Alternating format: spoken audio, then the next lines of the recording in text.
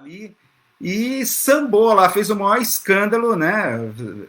E conseguiu tirar a Rita Lee, né? Que tinha sido presa para averiguações, né? Aquela coisa que o Jô Soares falava, um personagem do Jô Soares falava, aos costumes, aos costumes. O delegado falando pro policial para levar o prisioneiro e falava aos costumes, aos costumes. Então é interessante isso. É claro que, olhando essa coisa, essa materialidade histórica, os mutantes apostaram nessa coisa da eletrificação, desse novo Brasil, que, claro, que a ditadura militar estava trazendo isso. Rita Lee grávida, né? O Luiz está observando, né? Ela estava grávida. Elis Regina apareceu fazendo um puto escarcéu e a Rita Lee se surpreendeu, né? Porque, nossa, era a última pessoa do mundo que eu achava que viesse aqui ao meu socorro, tal, né? Já que havia aparente uma aporia aí, uma inimizade entre Elis Regina e Rita Lee, né? Mas é claro, vocês conhecem a história, né? Os mutantes mantiveram essa coisa camp, cínica, em relação também a essa nova classe média. Meu refrigerador não funciona, é a coisa, né? Eu acho que para mim é a música que é a síntese desse espírito. E aos poucos eles foram se desgarrando da Tropicália. A Rita Lee, ela mantinha ainda esse espírito. Na verdade, o espírito dela sempre foi a camp, a de deboche, de ironizar. E depois, mesmo em carreira solo, ela manteve esse espírito até hoje, né? Enquanto o Sérgio Dias e o Arnaldo Batista, a gente sabe, já eram virtuosos, instrumentistas virtuosos, tal, e eles começam a levar muito a sério, principalmente depois que o Arnaldo Batista ouviu a banda, o disco Yes Album, né? Aí ele pirou naquilo, a gente tem que fazer rock progressivo, sair dessas musiquinhas, tal. E a Rita Lee, a gente sabe, conhece a história, né? Ela foi demitida da banda, o que causou um ressentimento ali por anos, né? Entre ela e os irmãos. E o que aconteceu? Os mutantes começaram a entrar, né, numa piração cada vez maior com o rock, começaram a se levar muito a sério, abandonaram a questão do camp, né, da ironia, e levando-se muito a sério, né? Então os mutantes acabaram sendo a última formação em 1978, um vinil que infelizmente eu perdi. Os mutantes, eu perdi aquela coisa, né, que você empresta, depois não devolvem, né? Aquela coisa que duas coisas você não pode emprestar na vida: livro e disco, porque depois não te devolvem. Eu até já esqueci para quem que eu emprestei esse disco, que é ao vivo, os Mutantes no MAN, no Rio de Janeiro. Na última formação deles, totalmente rock progressivo, né, com o Sérgio Dias, o último remanescente, né, ali na banda, que é o ao vivo. E essa coisa do ao vivo é interessante, para ver essa coisa dessa ambiguidade dos mutantes e a época. Imagina vocês, a TV Globo fez um programa especial na época, em 71, por aí, 70, 71, um programa especial para os mutantes, era som livre exportação. Imagina vocês, mutantes, tocando sexta-feira à noite no horário nobre da TV Globo. Imagina vocês, né? O que aconteceu com esse país. Então, era som livre exportação o nome do programa.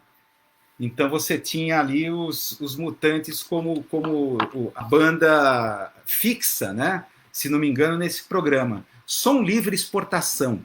Imagina vocês. E é interessante para aqueles que gostam, né? Para ver o que era essa época. A TV Cultura, em 1970, tinha um programa, né, que seria mais ou menos assim como o Serginho Groisman na TV Cultura com o Programa Livre. Não sei se alguém lembra desse programa na TV Cultura. Se não me engano, é Programa Livre, que é ali que o Serginho Groisman começou. Com jovens ali, bandas que estavam começando e tal. era um programa chamado Jovem Urgente. É muito interessante. No YouTube tem. É de 1969, Jovem Urgente, que era apresentado por um psicólogo chamado Paulo Gaudêncio, que tinha um curso na USP sobre na PUC aqui de São Paulo, sobre psicologia do adolescente. Então, é interessante. A abertura do programa Jovem Urgente é uma música assim meio aterrorizante, tipo, quem é o jovem? O que está acontecendo no país? Então, aparece ali Mutantes, aparece Tom Zé, aparece todo aquele pessoal da época. E é interessante essa coisa, Jovem Urgente no sentido anômico mesmo. Né? Era muito interessante. Assim, você vê o Paulo Gaudêncio, em 1969, um programa tipo Programa Livre, que o Paulo Gaudêncio fazia ali, às vezes, do Serginho Groisman, ele tentando entender a cabeça do jovem. O que é essa cultura jovem que está nascendo? O que é Mutantes? O que é isso? Né? Mas sempre do ponto de vista assim da ameaça. Inclusive a trilha musical que abre o programa parece de filme de suspense, até de terror. Né? Então, para ver aquela coisa do tom do conservadorismo da época. Mas aí que tá, o Mutantes, repito, 2001 tinha aquela coisa da fé na modernidade, do futuro, e aí você vê os Mutantes embarcando no rock progressivo, e junto com o rock progressivo embarcando em muito LSD, muitas drogas, né, ali naquela época, principalmente depois que eles começaram a fazer shows em Paris. Eles foram convidados, fizeram um show inclusive no famoso Bataclan, 1970. Então eles já eram muito conhecidos ali e tal, e embarcaram nessa coisa do rock progressivo. Eu acho que os Mutantes tiveram, não digo o mesmo destino, claro que não foi o mesmo destino de Pink Floyd, mas o Pink Floyd também embarcou nessa coisa das drogas, tá? Um som, desde o psicodelismo, um som baseado nas viagens de LSD e ácido e tal, e cada vez mais embarcou numa jornada interior de muita autoindulgência, né? Perdendo um tom épico. Né? Até já discuti, acho que em live passada, essa questão lá do Pink Floyd avançando ali com Animals e depois com The Wall, né? Que é toda uma jornada interior do Roger Waters, da piração dele ter perdido o pai na Segunda Guerra Mundial e tudo mais, que isso... essa coisa, os fantasmas interiores. Então os Mutantes tiveram o mesmo tipo de situação, tá? Não tiveram o mesmo destino lá do Syd Barrett, do Pink Floyd, que entrou numa viagem e não voltou mais.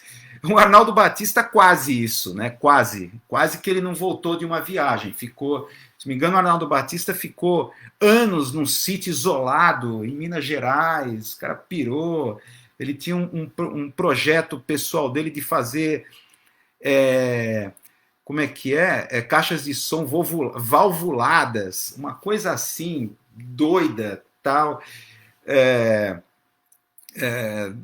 Todas aquelas experiências que tinha com som estereofônico, quadrifônico, tal. Então ele queria fazer uma caixa de som valvulada, não sei o que significa isso, mas era o sonho dele, né?